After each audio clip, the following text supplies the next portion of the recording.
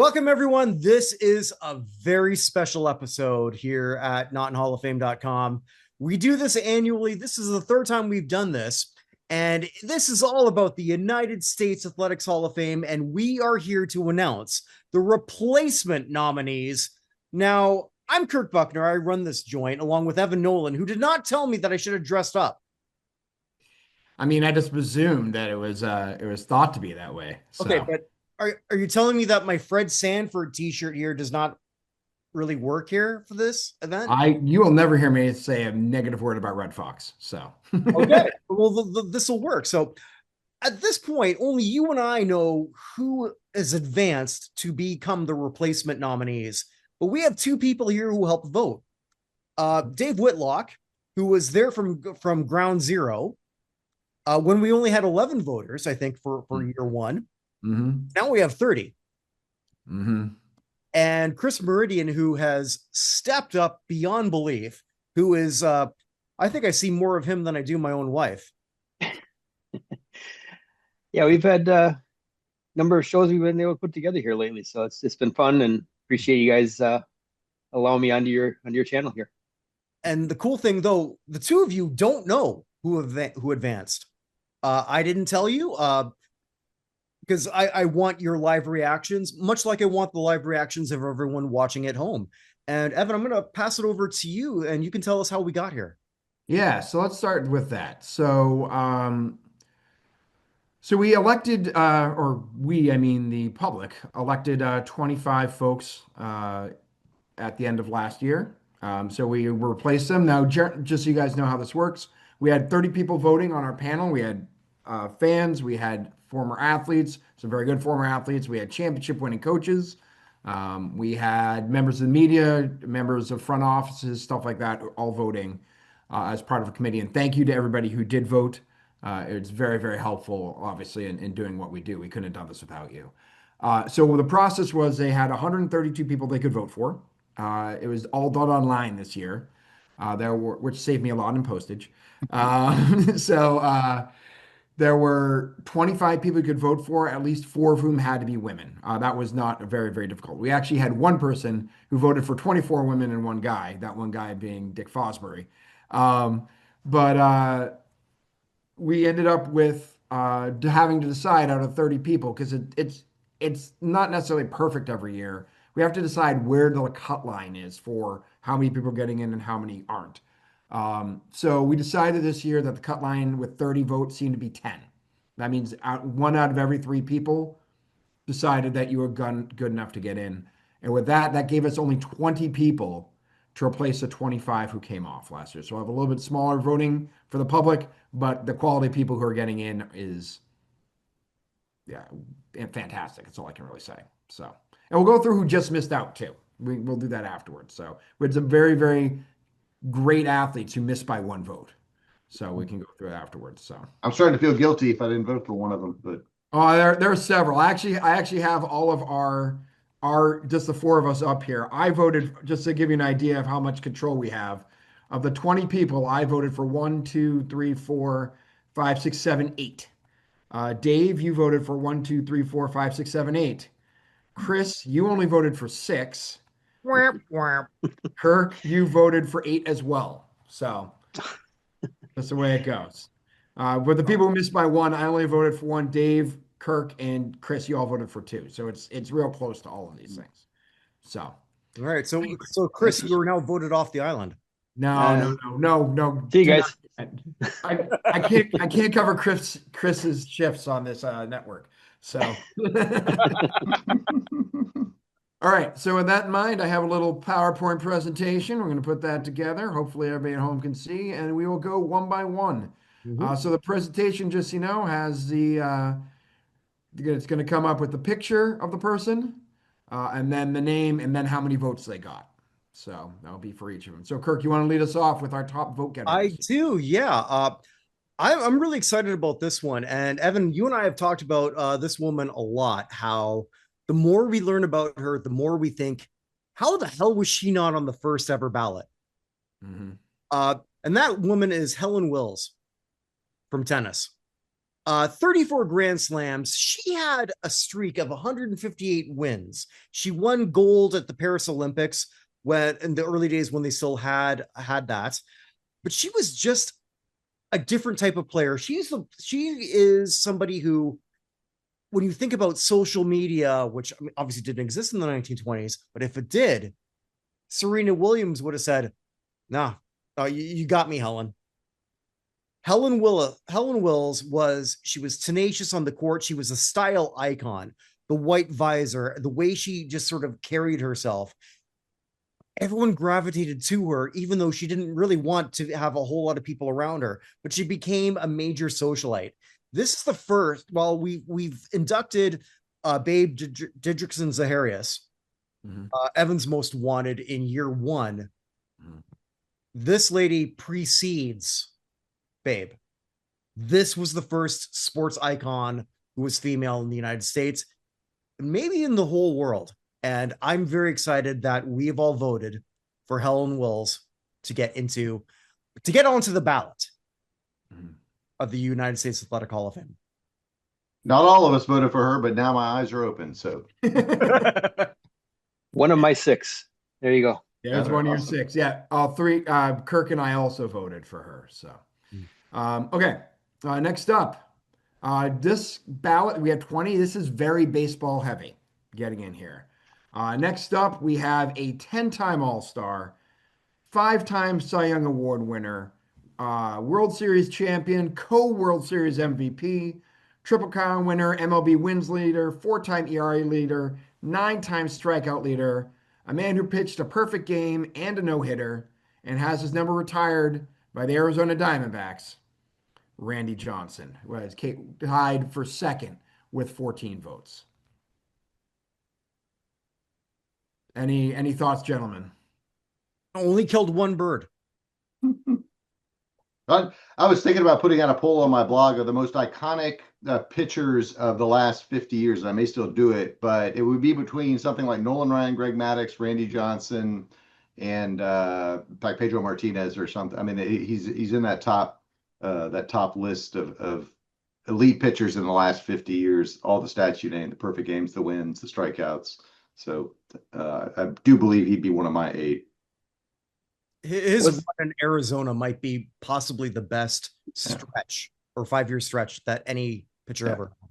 On my ballot, he just missed out. He was one of 3 that I kind of kicked around at the end there, and I figured he would probably make it, so I threw my weight behind somebody else.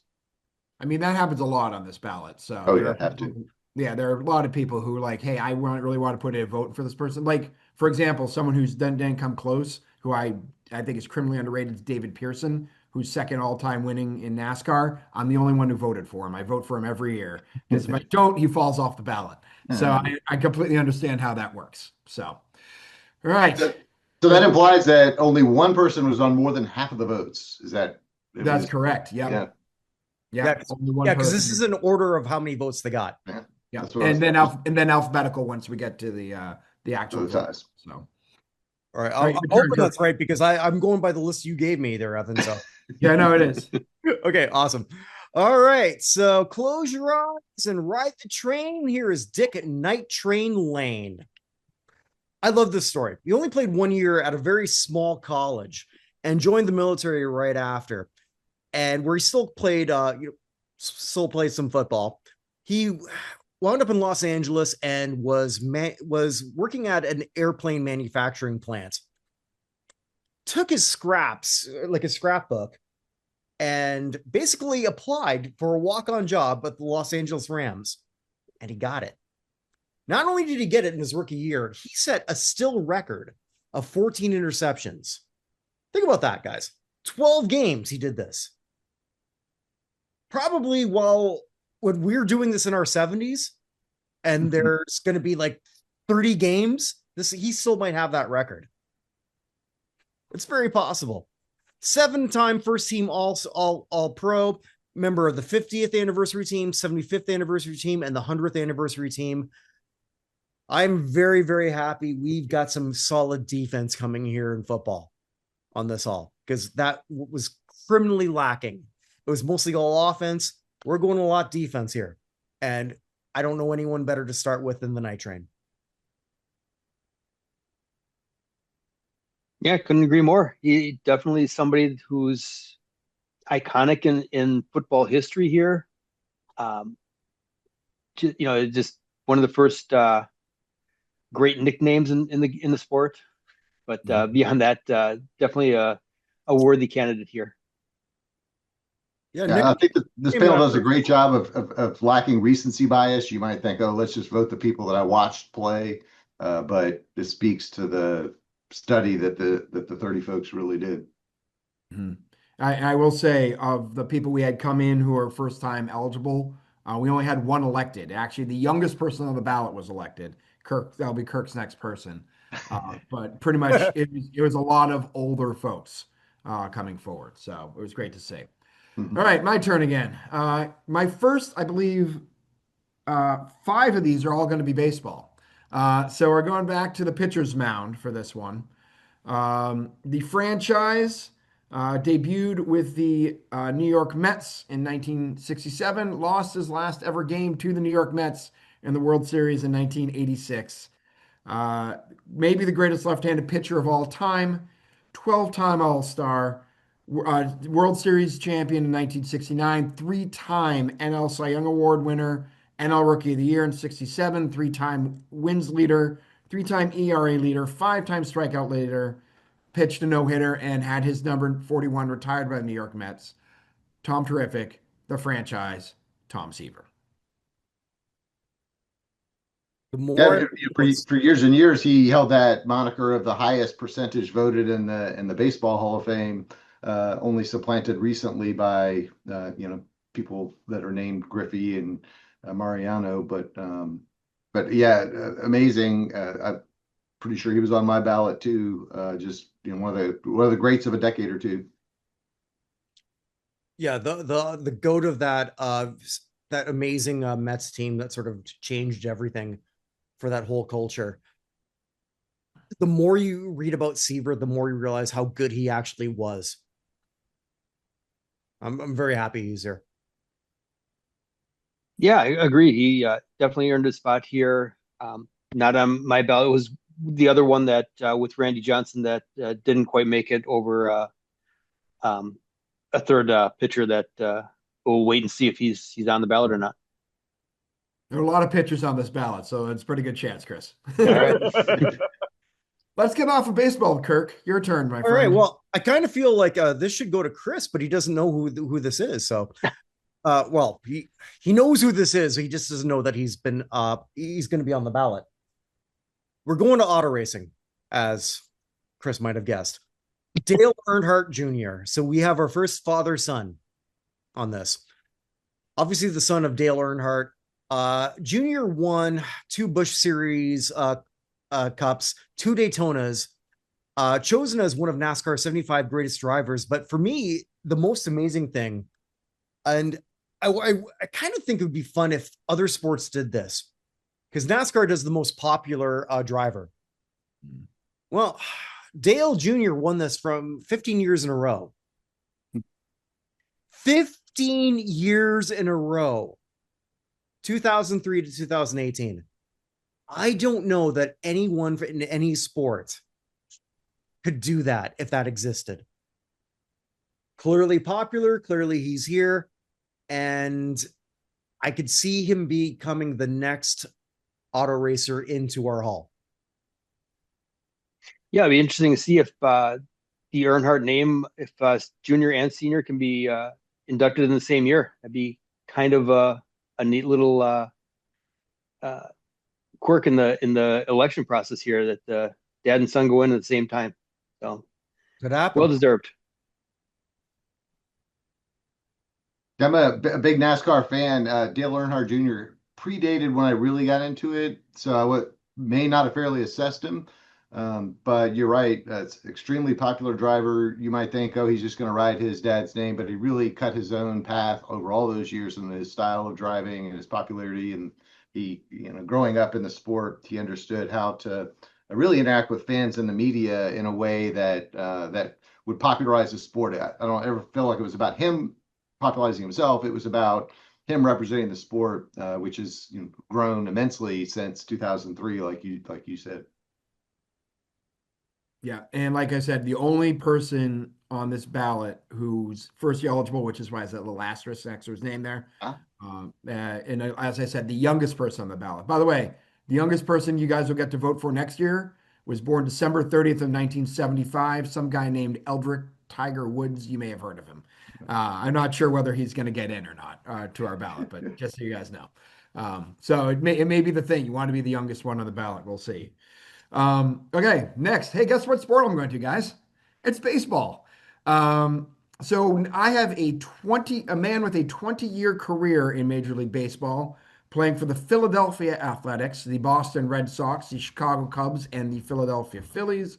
Member of both the Red Sox and Athletics Hall of Fame, member of the Philadelphia Baseball Wall of Fame, a 9-time All-Star, 2-time World Series champion, 3-time AL MVP, won the Triple Crown in 1933, 2 batting titles, 4 times led the AL in home runs, 3 times the AL in RBIs, but because Baseball Hall of Fame voters are terrible, took him 7 times to get into the Baseball Hall of Fame for some reason.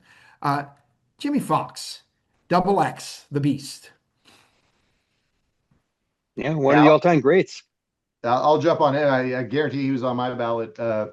If not for Babe Ruth, he would be the Babe Ruth of that early generation in terms of his power and his might. And you can see his smile, an ambassador for the game. He, as I understood it, he had his career high was 58 home runs, but he had 2 home runs in a game that was eventually rained out, and they didn't count. And so for years he carried a clipping of that moniker, claiming he actually hit 60 home runs either before or shortly after Babe Ruth did. So he was. It was 32, so it was shortly after. It's the third most. That's right. Perfect. Yep. And so one of the greats of the early game. So good job, committee. I heard also too that apparently Jimmy Dugan, the Tom Hanks character from League of Their Own, was loosely modeled after Jimmy Fox, which makes it even cooler. Interesting. Yeah. Which sort of segues, I guess, to me. Mm-hmm. We're going to stay on the diamond, and not all Ironmen are equal. They're just not. Some Ironmen in different sports are really, really good, but not all are great. This man is great. Cal Ripken Jr., 2,632 consecutive games, but also one of the greatest shortstops that ever lived, and somebody who changed the definition of what a shortstop is. Power, 431 home runs. He could hit 3,000 hits. World Series, 2 MVPs, and somebody who I will pound the pavement here, who should have won a way more Gold Gloves because he was much better defensive shortstop than he ever gets credit for. I am thrilled that he is here.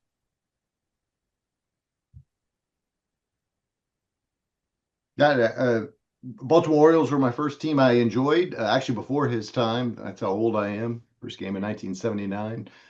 But shockingly and sadly, the last World Series they've won or participated in was one of his first few seasons, 1983. So the team has not ever been like they were during his day. And of course, we all remember the day he broke the record and he exceeded the record, or tied the record and broke the record. He hit home runs. Maybe I think it was a home run in his last All-Star game too. So he had a flair for the dramatic. Yeah, also a Roberto Clemente Award winner. So his philanthropy is also legendary in the Baltimore area. So as great a guy off the field as he was on it. So I'm super happy. I'll add that I go to the Baseball Hall of Fame induction every year, and as they do the parade, most of the athletes, they go straight into the reception hall to the party that's happening. He stays out for a long time signing autographs for free up and down the street. I've gotten his autograph a couple times. I was nowhere close. He kept walking down, so I was able to get his autograph. So man of the people, man of the fans. I will say, though, that home run in that All-Star game, Chan Ho Park grooved that pitch to him. Right. I was also at the last All-Star game of Kareem Abdul-Jabbar, and there's absolutely no defense played on him in the play in which he scored his last All-Star point. I'll put it to you that way. That's right. When I always Tell me think Sacramento didn't like play defense on Kobe's last game. Come on.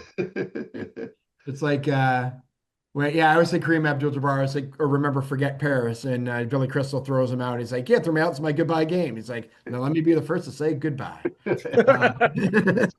So anyway, all right. Well, sticking on the diamond one more time, a man who shares his middle name with my son.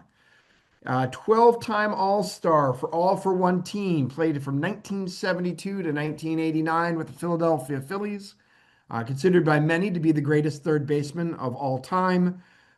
Member of the first World Series winner in the history of the Philadelphia Phillies in 1980. Everyone always forgets that long curse that they had. 10-time Gold Glove winner, 3-time NL MVP, 6-time Silver Slugger, 8-time NL home run leader, 4-time NL RBI leader, hit 4 homers in a game in 1976. His number 20 is retired by the Philadelphia Phillies, Michael Jack Schmidt. Yeah, one of my all-time favorites, one of my votes here for this year. So happy to see him make it this time. Yeah, and growing up in Milwaukee, we had the Brewers here, but it was always, I became introduced to him during their World Series run. And I'm not sure exactly why, but he just stuck out, and it probably was the home runs at the time, which drew me to him. But I collected his cards growing up, and got thousands of them scattered around the basement downstairs. So 500 plus home runs, the MVPs, the Gold Gloves. He was the best third baseman that I saw play. So happy to see him here, and a very, very deserving nominee here. Yeah, I think some of those guys that exceeded 500 home runs in the early 80s, it was like 10 or 12 of them. It wasn't this club that it is now with some inflated offensive numbers, and he was right there, probably maybe the second one after Eddie Matthews. And if I think if my socials are to believe today, it was today, May 29th, that he retired in whatever the year that you said his career finished. Like it was, it was abrupt in that it was right after the season started and he was playing horribly, and he just said, done, Yeah. I'm not representing myself or my team the way I expect, and credit to his character in that as well. Yeah, one of the most amazing third baseman, offense, defense. He could do it all. I always wonder if Mike Schmidt does not get drafted by the Phillies, where are they now? Because like you said, they didn't win a World Series until 1980. And 80 or 77 years, yeah. Yeah, one of the best sports towns in the United States. So it's a fascinating what if that I kind of wonder about. And he lost to Cal Ripken in 1983, which is the previous one in the World Series. That is true. Yes. Yeah. Oh, just by the way, I said 83. He retired in 89. I got 83 screwed up with the next baseball player who retired. I had the greatest. Oh no, it's your turn, yes. Kirk. I apologize. My bad. All good. All good. I was already on my next game. So go ahead. Yeah. Well, if you've got somebody who's a pass rusher, don't you want him to get the most sacks he can? Well, here we have it. 200 sacks. Bruce Smith. Welcome to the ballot. The Buffalo Bills went to 4 straight Super Bowls, and yeah, they didn't win them, but they don't get to any of them without Bruce Smith. 2 Defensive Player of the Year awards, all 80s team, all 90s team, all during their 100th anniversary team. This man, when you think of pass rushing and you hear the word quarterback sack, if Bruce Smith doesn't come immediately to your mind, I don't know what you're watching.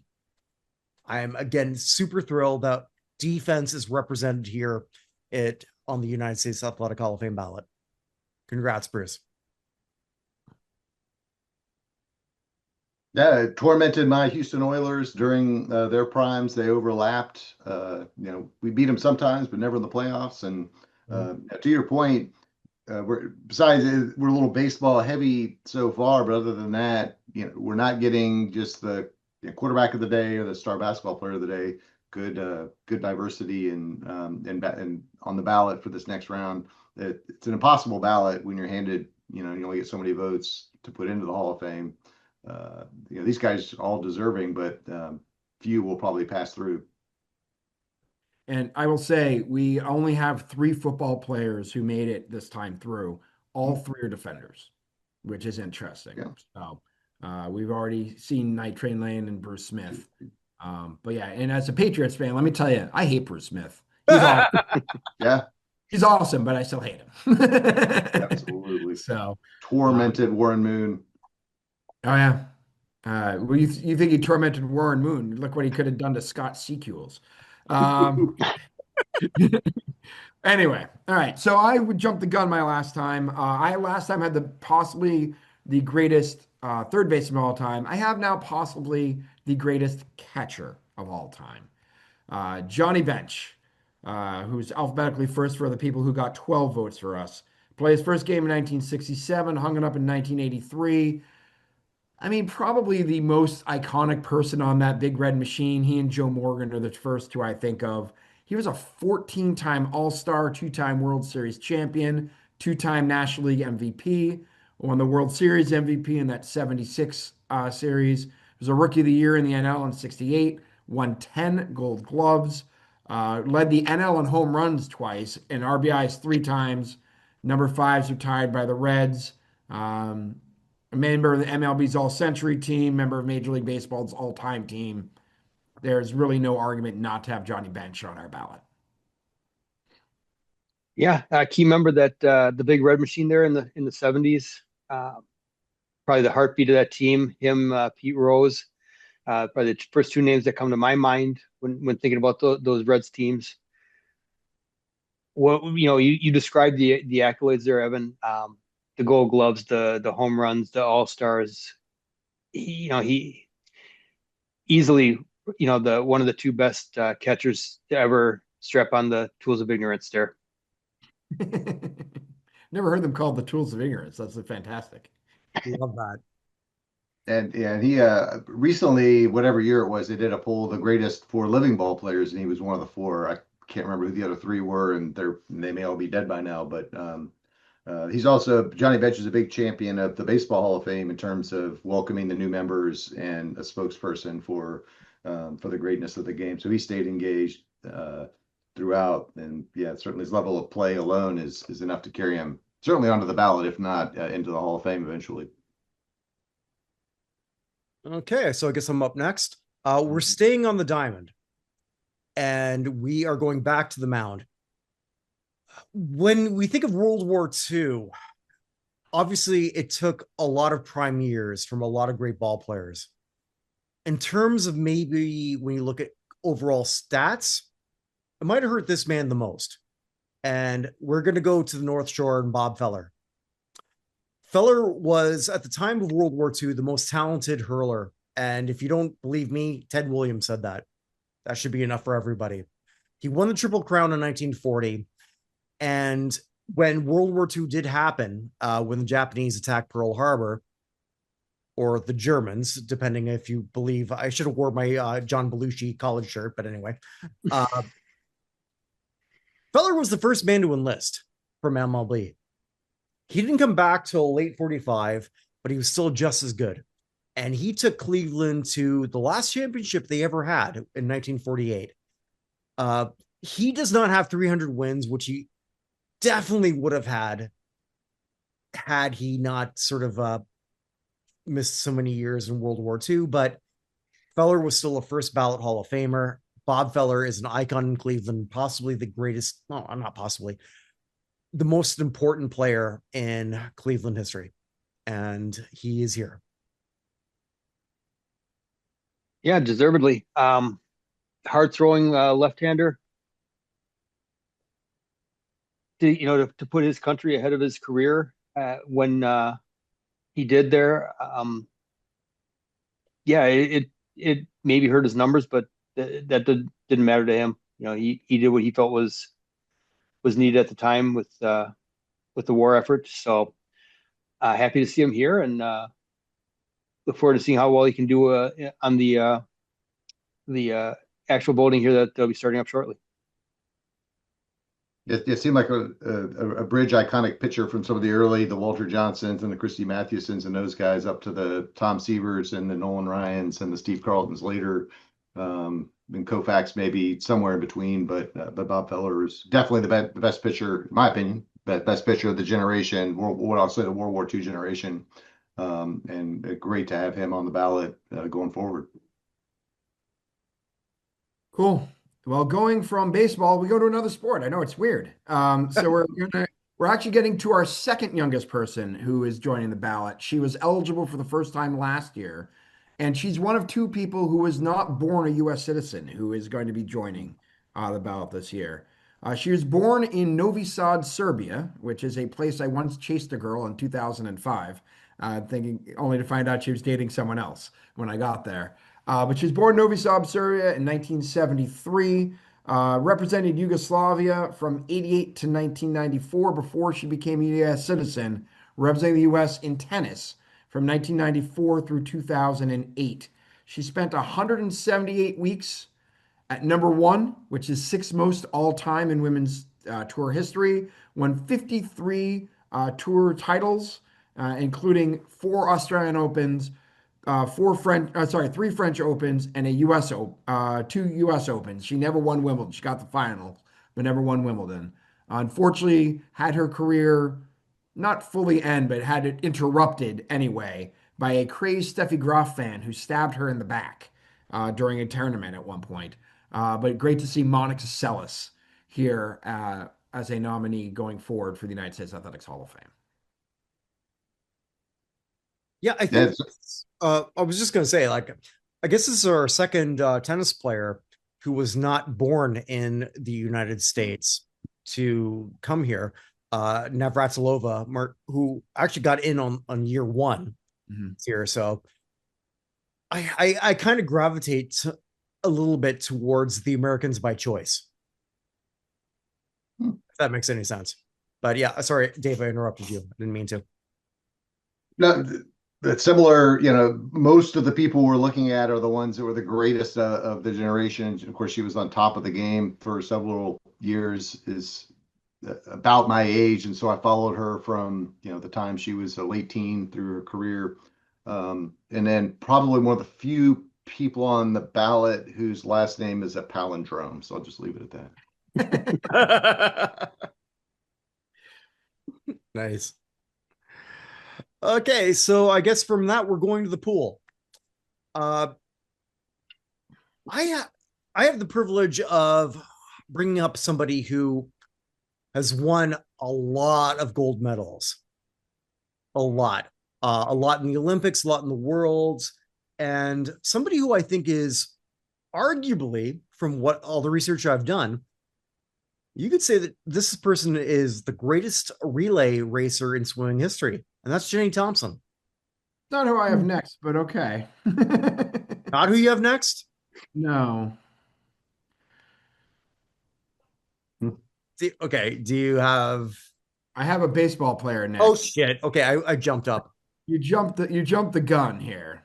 Not the first time I've ever sort of like gone well, Jenny Jenny Thompson will be your next one. So we'll get to that in a second. So go ahead. Go back. Yeah, go back to Bob Fellow's contemporary. Yeah, Warren Spahn. Okay. There we go. All right. I knew I'd screw up. When you talk about left-handers, you can't start that conversation without Warren Spahn. 363 wins. He is the all-time leader in that category. Won the World Series with the Milwaukee Braves in 57. And what I love about him the most is the cerebral approach that he took. That high leg kick, which was not just to sort of like overpower a batter, it was also to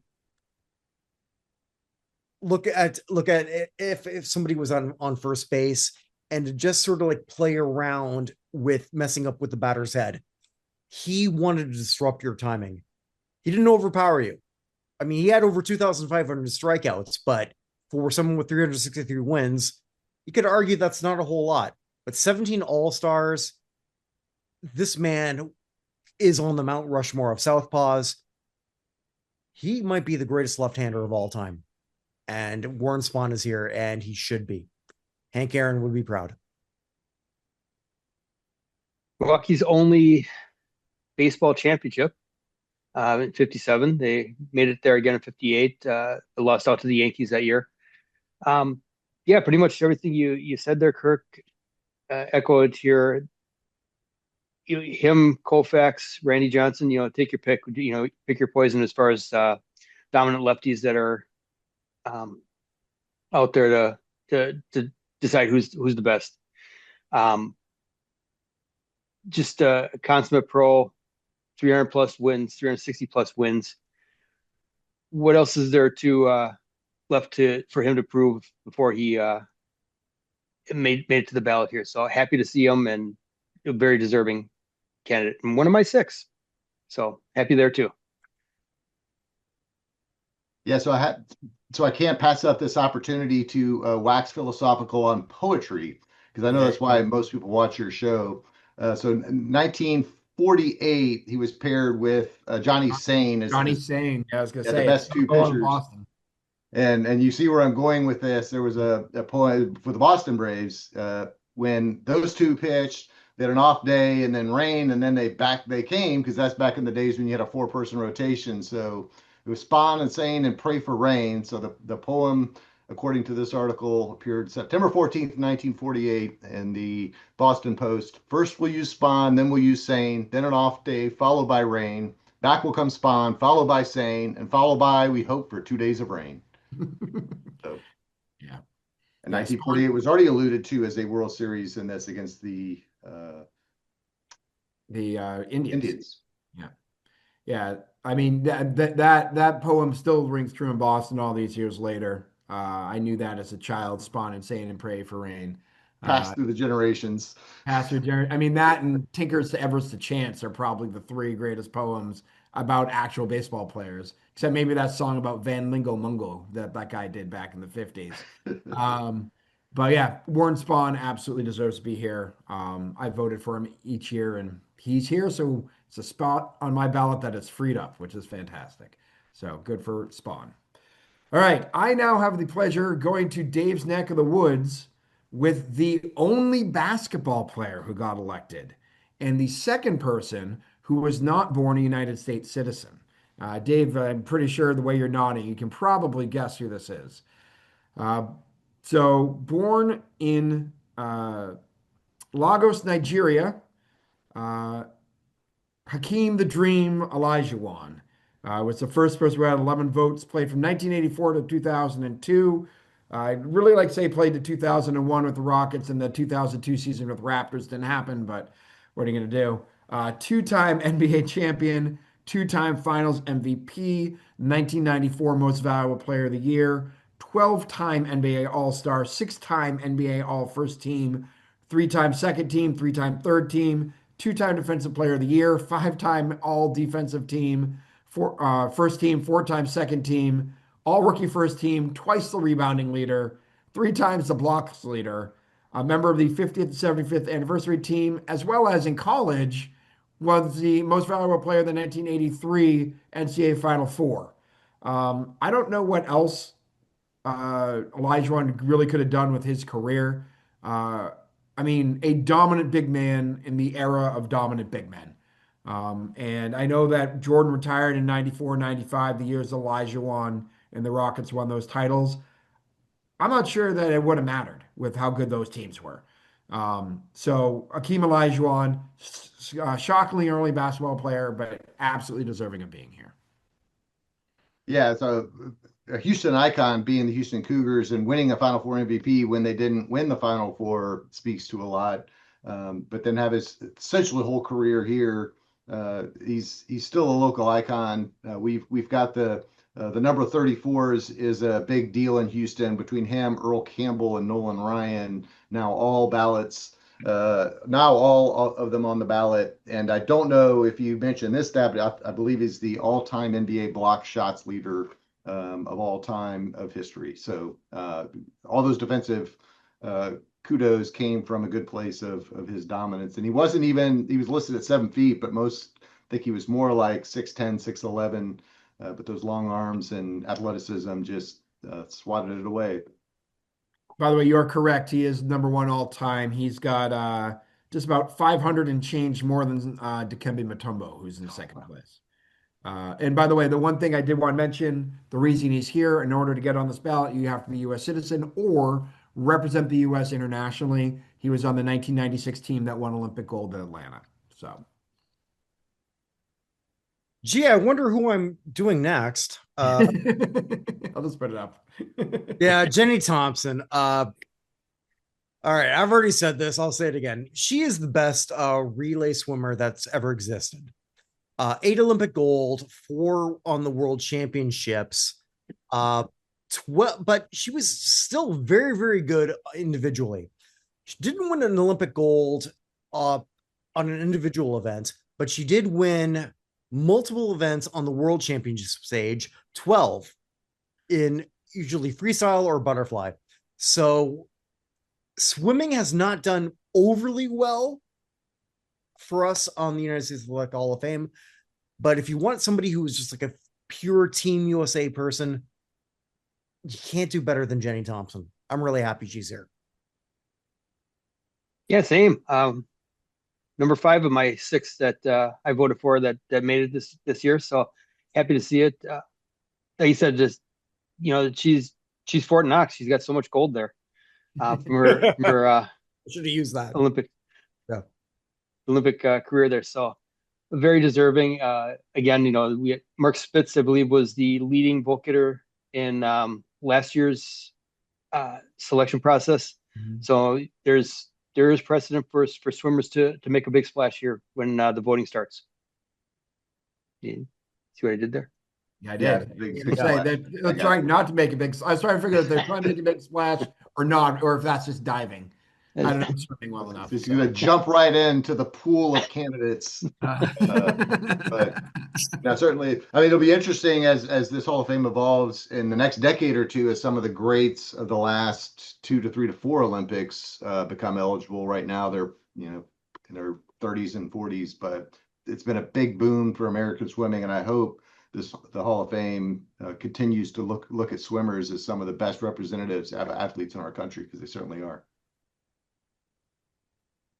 So next up, I have another woman who was elected, and our only golfer this year to be on the list. One of the interesting things, though, she wasn't just a golfer. She actually competed in speed skating in the winter, and actually, at the age of 13, she actually played quarterback on a local high school team growing up, whose coach was Bud Wilkinson, believe it or not.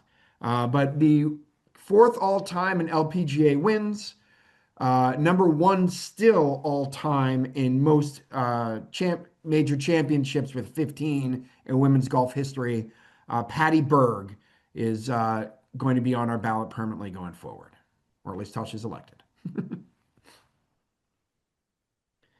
Any Patty Berg memories for anybody? A little before my time, Evan, but it's great to have golf represented. As we talked about earlier, there will at least be one golf representative next year that will pass through, if not more. But women's golf has been another sport that the United States has had lots of stars in. So it's great to get that representation. I'm all for the diversity. Yeah. So became a member of the Golf Hall of Fame in 1951, which, yes, was a little before your time, Dave. So anyway, it's back to you, Kirk. All right, we're going back to tennis. And here's somebody who has been forgotten, and she shouldn't be. And obviously, our committee has decided that she is not forgotten. This is the most dominant women's tennis player in the first half of the 1950s, and that's Maureen Connolly. She won 9 singles Grand Slams, and you hear about the Grand Slam of a year. Well, she was the first person to do it. She's the first person to win the Grand Slam in a calendar year, and even more impressive, she won them all without losing a set. It's pretty good No, no. I was trying to curb your enthusiasm. Apparently that didn't work. But I think this is an excellent choice here. Somebody who has sort of slipped through the cracks in history, and she shouldn't. And I'm very happy she's here as one of the 5 women who have advanced. So I'll say something here. The reason I think she slipped through the cracks is she won 1, 2, 3, 4, 5, 6, 7, 8, 9 Grand Slam singles titles, but fell off a horse when she was 19, and it effectively ended her whole career. So she won 9 singles titles by the time she was 19, and then had to retire, and then died at 34 of ovarian cancer. So she wasn't around very long. And the 50s tennis, women's tennis in the 50s was not as Yeah, now. this wasn't one of those times where death makes your career. Correct. She also won 2 doubles titles for Grand Slams as well. But legitimately, it's great to see her here. Just a absolute, I don't want to say flash in the pan, but someone who could have had an absolutely legendary dominant career if not for a weird horse riding accident. So. All right. And I will move on to the next one. I lied, by the way. We do have a 4th football player, although I don't have a picture of him as a football player to give you an idea going forward here. The only 2-sport technical athlete we have on here, member of 2 Halls of Fame. We have a member of the Dallas Cowboys, where he played for them from 1965 to 74, and 1 year everybody forgets with the San Francisco 49ers. He won 2-time first-team All-Pro, 1-time second-team All-Pro, 3-time Pro Bowler, 2-time NFL receiving touchdowns leader, Super Bowl champion in Super Bowl VI, in Dallas Cowboys Ring of Honor, so member of the Pro Football Hall of Fame. But then also won gold in the 100 meters and the 4x100 meters relay in Tokyo in 1964. Bullet Bob Hayes is a member of our ballot going forward. Yeah, I always like to, I lean towards a review athletes that were good in more than one sport. And so Bullet Bob caught my attention for sure. I can't remember if I voted for him or not. He was right on the cut line. But folks like him, obviously Bo Jackson, who's been in ours, but there's several who, I think we were talking about Athletics Hall of Fame. It maybe shouldn't be a niche. Babe Didrikson-Zaharis is another one that we talked about earlier, but those always gravitate towards the top, representing the United States, representing the Dallas Cowboys, which is America's team, and everybody loves them. And so how can you not like Bullet Bob Hayes and vote for him? Yeah, I like the fact that a 2-sport athlete here, track and football, and not just participated but dominated. 1 gold, 1 Hall of Fames, both Hall of Fames. So very deserving candidate here. Yeah. Okay, your last one, Kirk. My last one. So as Evan can tell you, I'm really big on the non-heavyweights. So technically, I've got this right. Winning the bronze medal in the light heavyweight division in the Los Angeles Games in 1984, Evander Holyfield worked his way up very quickly to become the undisputed cruiserweight champion. But when you were a cruiserweight champion or a light heavyweight champion, it was really hard to sort of like advance to the heavyweights. Evander did this. He worked his way up very, very quickly, and he had this dream match set up with Mike Tyson. Unfortunately, Mike Tyson had a fight before that against James Buster Douglas in Japan. Buster won that fight. Evander did defeat Douglas very easily, but it wasn't the same. You had to beat Mike Tyson. Mike Tyson had a bit of an issue. We all know what that was. He went to jail. He came back. He beat Tyson, and then he beat him again. Evander Holyfield is an undisputed champion in the cruiserweight division and the heavyweight division, and a must-watch competitor in the era that he boxed. And I'm very, very happy that we have a boxer here. I'm big on boxing. Evander, go get it. Yeah, again, touching on the Olympic success followed by professional success is always, I think, a good key for this Hall of Fame and its voters to look at, not just somebody who did one thing. And, those fights, again, in my heyday of really liking the boxing division, I mean, you order those fights on pay-per-view, you paid whatever it was to see between him, George Foreman was coming back. You had Tyson. You had Lennox Lewis emerging. There was just big match after big match, and Holyfield always seemed to be in the middle of it, and usually winning those fights. And it was always competitive. Never seemed to have it too bad of an off day where you didn't feel like you got your money's worth out of him. So definitely a worthy candidate on our ballot. Yep. A nickname of the real deal is one of my favorite nicknames ever. Good one, yeah. Yeah. All right. So he was the only boxer, and we go to our last person, the third defender from the NFL we have here. And as some people may know who follow the show, my brother was the sports media director for Notre Dame for years and years and years. He was actually the play-by-play guy for the basketball team for almost nearly 40 years, 39 years when he did it. And they have a saying in Notre Dame that people are Notre Dame guys through and through. This may be the ultimate Notre Dame guy in many ways on defense. Two-time national champion in 64 and 66, consensus All-American, went to the NFL where he was an NFL champion in 1969, the most valuable player in 71 as a defender, playing with the Minnesota Vikings and finished his career up with the Chicago Bears, a two-time Defensive Player of the Year in 71 73, five-time first-team All-Pro, three-time second-team All-Pro, nine-time Pro Bowler, member of the 100th anniversary all-time team, 1970s all-decade team, one of the 50 greatest Vikings of all time, and definitely the only one ever to go on to become a state Supreme Court justice. Alan Page is here, the last member alphabetically to get the required 10 votes. I think with Page, we've got probably the guy who might have exceeded his off-field accomplishments than he did on-field, which is crazy to think about. Mm-hmm. I'm so happy for him. And what's cool about Page is he actually got his law degree while he was playing the NFL. Mm-hmm. So he got his law degree in 1978. He didn't retire until 81. So it's impressive that he was able to do that basically at night while being an NFL player. It's incredible. So Yeah, I'm trying to think of other.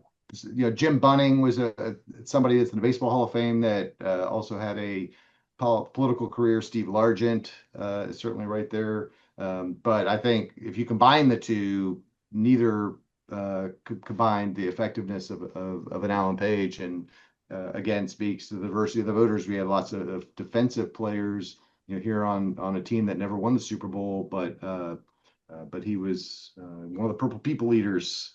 Another one of the great nicknames of all time. mm-hmm. Yeah, very interesting that of all the football nominees this year are on the defense side, and all very deserving. It's just a very interesting way that fell this year. So happy for Allen. As I said, just tormented offenses for many years, and just earned his way every step of the way. So those are our 20 nominees. Just for those going at home, and if you are, that's cool. Let me know. Let me see your spreadsheet because I got one. So the people who just missed out, these are the people who had 9 votes. So Grover Cleveland Alexander, Brandy Chastain, Roger Clemens, Oscar De La Hoya, Reggie Jackson, Derek Jeter, who is also a first-time nominee, first year eligible. He was 1 vote short. Another football defender, Bob Lilly, Carl Malone, and John Stockton, both ended up all at 1 vote short at 9. So just you're going down one more category. People 2 votes short. Bruce Baumgartner, who is our top wrestler, Tony Gwynn, Moses Malone, Phil Mickelson, Anthony Munoz, who's our top offensive lineman we had here, Bob Pettit, David Robinson, Fran Tarkenton, there's our first quarterback, and Johnny Weissmuller, the swimmer. So all those guys were there. And just so you know, we also have one other part of the ballot, which I'll announce now. Anyone who did not get at least one vote, we end up taking off the ballot for at least a year. I can tell you the ballot for next year is already ready to go. We have a couple people coming back who didn't get votes last year, so it's not necessarily forever, but it's at least taking a break here. Those were Bobby Allison from auto racing, Frank Brimsek from hockey, John Carlos from track, first year eligible Gary Hall Jr. from swimming, Nancy Kerrigan from figure skating, Jimmy Lewis, who is our first official lacrosse only person. Of course, we do have lacrosse Hall of Famer Jim Brown in already, but Jimmy Lewis is the first ever lacrosse only.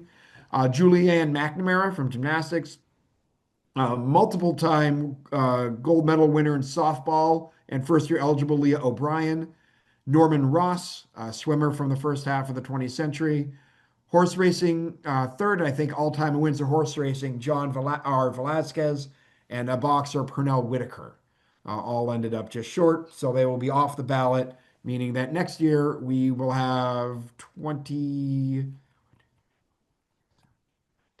So we will have 31 new names for you guys coming up next year, plus the Potentially. What? Potentially. Because like this one we thought would be 25 replacements, and it wasn't. It was 20. Right, no, but I'm saying this will replace the 31 who came off with 31 new Yeah, names. so at least 25. Yeah. So, yeah, I'm sticking to 132. It fits perfectly on the pages if I have to print it out. So My bad. it's be 132 from now on, just for formatting reasons. So I struggle with some of the names you mentioned. I guess the Michael Jordan era players, only to try to distinguish. Karl Malone, David Robinson, John Stockton. They were all good players.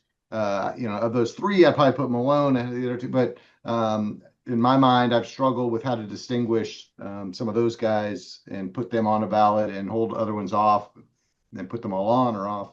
And then, but some of the other ones you said certainly are that were really close within a vote. I imagine that some of them will be passing through. There's a good class coming in next year, but I'd imagine people like the Jeters and the Malones and some of those guys will eventually move through to the main ballot, and deservedly so. yeah, the basketball player who I'm highest on, I'll just put out there, who's sitting out there, is Moses Malone. Yeah. I just think Moses and what he did with the Sixers as well as career in Houston Rockets, is just, and David Robinson as well. But Moses is the number one guy for me coming out of that, who I would like to see get up and over. So, just by the way, the people who are first time nominees for next year, who you will likely see on your ballot, in order to be on the ballot, by the way, you have to be, again, represent the United States. Also have to be at least 50 at the time of the ballot. So that means everyone for next year has to be born before December 31st of 1975, or December 31st, 1975 or before. So I would be Jimmy Johnson from auto racing, Alex Rodriguez from baseball, Allen Iverson from basketball, Tina Thompson from basketball, Ray Lewis in football, Tito Ortiz in MMA, and Tiger Woods in golf are the big names who are going to be probably seen next year. So Ray Lewis 50. That's surprising. yeah, it's kind of crazy. And then it's always amazing, like when people retire, whether or not they're 50 or not, like it just feels like Kevin Garnett should be 50 and he's not eligible for like 3 more years. But yeah, it's always interesting to see who's there. But yeah, those are the guys up next year, all born December 31st of 75 or before. So Kirk, by the way, is eligible. I am not at the moment. So it's coming up. You mentioned in passing, Thank you for that. John Velasquez is eligible, and I believe he's been racing on Kentucky Derby and Preakness Stakes horses. So you can still be active. And yeah, absolutely. Actually, the reason we put in the 50 plus rule was Tiger Woods when we first discussed this. The question was, the Tiger Woods rule. Yeah, Tiger Woods rule. When is Tiger Woods retired? is the question. Yeah. Because if he's going to play on the senior tour or whatever, continue going forward, when's he retired? Because he's now eligible as of next year, he's eligible for the senior tour. And the question is, what do we do with that? And that's why we decided just 50 was the easiest way to do it. So plus we didn't, Tom Brady was still playing at that point. So there's a possibility he could have been continuing to go. So you just never know. Satchel Paige, already on our ballot, but he was still going at 50. So we'll see. But yeah. Yeah, Anything else, Kirk? it's a fascinating thing too, because like we have that for the coaches and contributors, and Evan, you and I will be doing that separately in another show. That one's actually sort of like helmed by myself, admittedly. So I'm just sort of like putting that through. Really, guys, we want you to sort of like really participate in this, because when Evan and I first thought of this, and I guess it's embryonic state, we really wanted to do something for the people, by the people, because nothing like this has ever existed. Strangely. Yeah. And it means a lot to us when you vote, when you comment, when you do all these other things. The United States is the greatest athletic country ever. I say this as a Canadian, despite the fact I got the USA thing right here behind me, but that's what I truly believe. And the fact that it never sort of came up to existence, a U.S. Athletic Hall of Fame, is something that Evan and I said, we got to fix. And we think we have. Vote. It's all about what you do. We put together a great group of people who will say who's on the ballot. But at the end of the day, we don't decide who it is. Believe me, if it was who we decided on the ballot, Chris can tell you I would have a certain hockey player on this ballot. Yeah, we would. We would. And if we decided, as I said, finishing 20, we had the top 25 get in. Finishing 26 last year was Pete Rose. And that would have been great for us. Absolutely. But no, we don't lie. We can't lie, because if we do, then we become the Rock and Roll Hall of Fame, who will fuck shit. We will not. Everything we do is transparent. Everything. All our fails. As you saw when I sort of like when I skipped Jenny Thompson for Warren Spahn. I'm not editing that out. I screwed up. I'm fine with that. Bob Feller is a right-hander, not a left-hander. Did I say he was a left-hander? I did. Chris did, yeah. Oh, Chris did. I was about to jump in, but I decided that I was going to. I was thinking ahead of I was thinking Spahn and at the time and talking about Feller. So all right, so we all screw up. But we admit our screw ups. Huh? And just by the way, guys, you were the only person. Let me make sure I have this right. You're the only person, Dave, I believe. The person you kept on the ballot. I kept 2 people on the ballot, as I said. Kirk didn't keep anyone on the ballot. He had some other people over for stuff. But I kept Maurice Green and David Pearson on the ballot. Dave, you kept Eddie Egan on the ballot, the only one who voted for him. And Chris, you kept Dan Jansen, believe it or not. Really? You're the only one vote. Yeah. You only got 1 vote. Yeah, I mean, even look at the 1 vote guys. Eddie Egan, Gretchen Fraser, Maurice Green, Janet Guthrie, Mark Howe, Dan Jansen, Pat LaFontaine, Steve Largent, who you talked about earlier, Janet Lynn, and Angel Martino, Kevin McHale, Reggie Miller, David Pearson, Betsy Rawls, Tommy Smith. John Carlos didn't make it, but Tommy Smith got 1 vote to keep around. Tony Stewart, which was shocking to me, in Peekaboo Street. Those are all people who I expect to get in the Hall of Fame at some point here. It all comes down to you can only vote for 25 and there are 132 choices. Yeah. And I should mention too, Evan, unless we've changed this, this is year 3 of 4 where you're voting for 25. Yeah, at least. Yeah, because at least a third of 4 years, we're going to get to 100 athletes, and we'll see where we are at that point. Right, and then we don't know what we're going to do with that yet. We're probably going to be adding also broadcasters, teams. Evan and I have talked about it before. It just never sort of. There's too much to do at the beginning. We need to get the athletes in first. Yeah, I mean, like you're seeing us all, warts and all. We're doing what we can, and if there are things that we can do better, tell us. Yep. I'm okay. No, with I like the approach of let's start with the people. It gets a little distracting for the Basketball Hall of Fame. Well, this dream team of 1996 versus the 2000 dream team, and then you get into which was the greatest NFL teams of all time, which 49ers team was better, which of the three Cowboys teams was better. It becomes distracting to a point. It's got a place in there, but I like the ones that focus on the greatest players, and there's so many good ones. All the ones we named today really could be in the Hall of Fame, and they're just getting at the back of the line to the 100 people that are already on the ballot. So it's going to be juicy for several years. It's a painful process when I go through my voting, but I put time into it, and I do look for the diversity of sport. Like Eddie Egan, Eddie the Eagle felt like he's representative of what this Hall of Fame is all about, and should not fall off. Not that I didn't know I was the only one, but certainly thought he's an interesting dual athlete, that's for sure. That's right. true. Again, I mentioned earlier that's one of my favorite things I lean towards is people that contributed, particularly early 20th century when sports was burgeoning, that they didn't focus on one thing. Okay, so now that this is up, that means here's what you're all going to do. You're going to go to www.theusahof.com and you're going to vote. And here's the great thing. You can vote every day because your vote will wash out for the next day, if that makes any sense. You can come back every day. You can vote Come once back every day. Yeah, wash out. That's not how I really meant to say that. But you can vote every day, one time a day, only one time, on the coaches, the contributors, and the athletes. And that's something that we're really excited about. It's all about what you say. Whatever it is that you come up with, we're going to honor it. Yep. The process is working. Yeah, it's working so far.